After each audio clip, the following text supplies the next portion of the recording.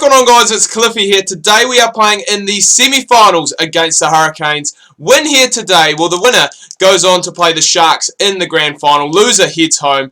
And the Hurricanes are actually, I believe, the only team who beat me in the regular season. And they've already started off with an absolute bang. What am I doing? Why did I leave the ball in that situation to go dead? And the Hurricanes showing very early signs of being, well, very dominant. I mean, they almost scored within the first 3 minutes of the game. So we need to go and sort that out. But as I said, today, winner goes on, plays in the grand final against the Sharks. We did beat them, I think, not too long ago. So, you know, momentum is with us. But as I did say, the Hurricanes, I believe, are the only team that beat us in, well, one of the only teams that beat us in the regular season. So there is a wee bit of pressure on, and we are still missing a few of the stars. Joe Moody!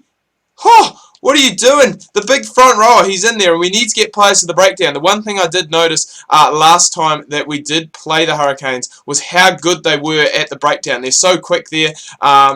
You know, the Hurricanes do have a very good side. You're looking at it, you know, we have a very good side as well, but the likes of Artie Savia, there is also, I'm just trying to think, in the backs is where they really excel. Conrad Smith, Milner Scudder, they also have Julian Savia, so there are plenty of talent there for the Hurricanes, but we're doing well. We're just grinding away, grinding up now towards the 22. And there's actually a lot of All Blacks that played in the game on the weekend that are featuring in this test here. Ryan Crotty, who took the ball up. Israel Dagg, who's had a few runs. I thought Israel Dagg on the weekend, there he is on the ball there now, was absolutely outstanding. I think he's back to his best. And, you know, when he's playing like that, he is probably, in my opinion, one of the best fullbacks in the world. Speaking of best players in the world, I thought Dan Carter was going to go and take that up. And as we have seen, the Hurricanes so good at the breakdown, but a little bit of an error there. A forward pass by TJ Perenara. So that is, it was quite critical that we did go and get that there. And we do need a good scrum to go and get us in with a good shout. But man, this has been, what a game this has been so far. Obviously, the early pressure from the Hurricanes, we've countered back, we've held on to the ball, and we've just been able to go and lodge it inside their own half. So hopefully we can go and keep that up. Hopefully we can get something going on here. Oh, big cutout pass, Nemani Nandolo in the corner, boys, and he gets the first try for the Crusaders off the scrum. Big cutout pass, I think it was from Ryan Crotty, and the big Fijian flyer in the corner, Carter, to add the extras. But he does have to go and make it first, obviously. We can't talk too much about it, but smack bang down the middle. As I said, best first five going around Dan Carter there. And as I was saying when Israel Dagg went for that run earlier, I think he's back almost in the frame, you know, as being one of the best or in the elite fullback role. And I think, personally, now that he is back in this role, he did lose his spot in the 2015 World Cup, obviously, because he wasn't in the greatest of form. He wasn't playing that well. He's come back. He's playing well for the Crusaders this year. And that form has just kind of, well, it's just, I was going to say McCaw threw into a gap, and surely this is going to be turned over because the Hurricanes, they are so good at the turnover. They are so good at the breakdown. But as I was saying, Izzy Dagg just playing so well, and, you know, it would be very, very hard now. Ben Smith, don't get me wrong, he is an incredible fullback as well. Both of them can play on the wing, but I think the way both of them played, the way they linked up on the weekend was absolutely incredible. And it does look ominous. It looks ominous. What am I saying? Looks ominous for other teams coming up against them. Big cutout pass. Whew. Does look ominous for teams coming up against the All Blacks, especially if that combination is working so well. There will be, I was going to leave it until the second half to talk about the All Blacks test, but I have kind of run out of things to say at the moment. But things did look really good. Another player I was really impressed with, Beauden Barrett, obviously a guy who doesn't normally start, but got a starting role this week due to the injury that was sustained to Aaron Cruden last week. It was just more a precautionary thing. And Izzy Dagg, as I said, he's carried almost his All Blacks form into the form here today. He's gone, shrugged off a couple of tackles, and has gone in the corner, opposite side for Dan Carter to put this over. But we wouldn't bet against him making it. He is just a gun. Absolute gun, Dan Carter. Love your work.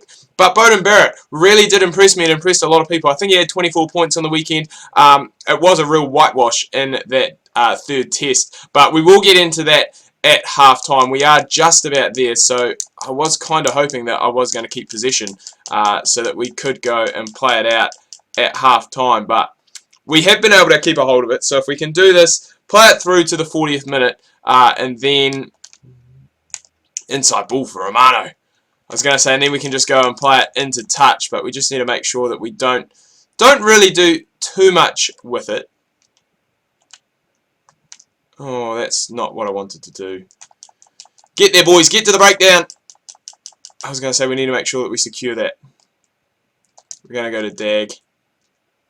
Oh, God. It's not what I wanted. It's not what I wanted. It's not what I wanted. I wanted to hold on to the ball so we could kick it out. Not the case. Come on, boys. Win it. Win it at the breakdown. That's what we like to see.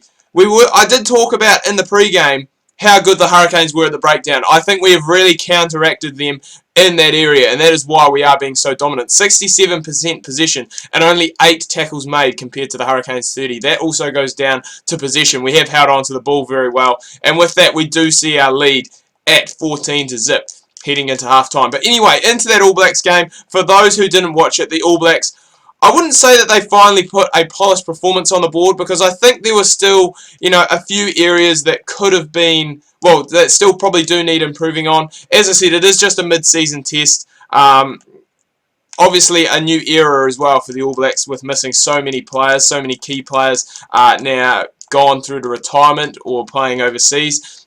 So I think, they did do a fairly good job. One of the men I am talking about there, Richie McCaw, just taking that hit up. But you can't really complain too much. When the score is 46-6, you can't really say that too much was done wrong. Oh, boys, what are we doing? Just keep a hold of the ball. You can't really say that too much was wrong. Obviously, the defence was solid. Not allowing the Welsh to score a try is always a big plus, especially in Test match rugby, because I guess defence is one of those things, and it's something that I think, Canterbury and the All Blacks really do go and pride themselves on. If you have that defence and you're not letting your opponent score tries or giving them opportunities to score tries, then you are going to come into the game quite well. And I think that was the case with the All Blacks. Because they did defend so well, it really reflected in the score of the game. Obviously, 46-6, it's going to be very hard when you're playing a team like the All Blacks, who are so good offensively, when you're not being able to score tries. So, kick that ahead. That's alright, we will get the line out, so we do hang on to the ball. But yeah, players obviously did impress me. Israel Dag, as I mentioned in the first half, was very instrumental. I think he scored 2 tries, I think. Or he may have got 2 in the last 2 games, I'm not 100% sure, but I just had a blank moment there. I didn't know what was happening. I was trying to pass. I passed to the first 5 with Carter. Sorry, that was Carter. And then, Kieran Reid. And then there just was no other option to go and pass it to. So that's why I was a little bit confused, just standing there looking a bit dumb, I guess you would say. But go through. Go, Robbie. Oh, unlucky, son. Unlucky, trying to go and get into the corner. But yeah, Israel Dag. I can't remember if he scored 2 tries in this game or if he got 1 this week, 1 last week. But I think just his play of the ball, obviously he was very secure under the high ball. I think he won almost every contest that he went into. Was brushing off tackles. I think he had 5 tackle busts, which was the most in the game. And just his link-up play with Ben Smith was absolutely incredible. The amount of times that they attacked down that right wing was something special. It was something to behold. And I think that's why Julian Savia didn't really get in the game too much, because a lot of the play from the All Blacks wasn't directed down that left-hand side. A lot of it was down the right, and that was very good. Another player, obviously, impressed that I did talk about briefly in the first half, Beauden Barrett, 24 points. I think it's only his 7th test starting at first 5'8". And there are now a lot of questions about whether he should go and start ahead of Aaron Cruden. And I would probably be one of the guys who would support that, because I think, just his running game, and I think the way that we played. Oh, Crotty. Oh, tackled without the ball, sir. Surely. I think just the way that we played that game and the tempo of the game really did suit Bowden Barrett, and he was able to go out and get quite a few running meters as well, because he's a first five who does like to go and take on the line. And just his acceleration, there were a couple of times where he just went and absolutely blitzed through the Welsh defence. He may have been taking on some forwards, you know, in the midfield, but he just went accelerated and straight through them. So you can't really complain too much about that. I'm just trying to think who else. All the debutants, I think, had a fairly good game. Elliot Dixon in the first half, I think he played about 55 minutes, just went and really battered it around. And then Squire, who came on in the second half, did a similar kind of job. So things looking pretty good there. Obviously, those guys long-term replacements for someone like Jerome Kano and Liam Messon, who are getting towards the end of their career. Sam Cane, again, impressive as ever. Did get a yellow card, but personally, I think the yellow card was a bit unlucky. It was fair from the referee because it was his fourth penalty that he had conceded, and he just seemed to be in the wrong place at the wrong time. But again, his work at the breakdown was superb, and you can't really you can't really fault anyone. I think everyone had a really good game. You know, there isn't really much that you can say. You can't really say that someone did have a bad game. Oh, go Namati. Tackle out the ball again, sir. Give me a penalty. Surely. And we're going to see our first change. Owen Franks. No, that's Gibson. What am I saying? Owen Franks. My bad. I'm just trying to think. There isn't anyone who really stood out, and in my opinion, that had, you know, a below average game or a par game. I think everyone was fairly good. You know, everyone did their jobs well, and I think that was reflected in the scoreline. I mean, to win 46-6, to win by 40 points in a test match is no easy doing.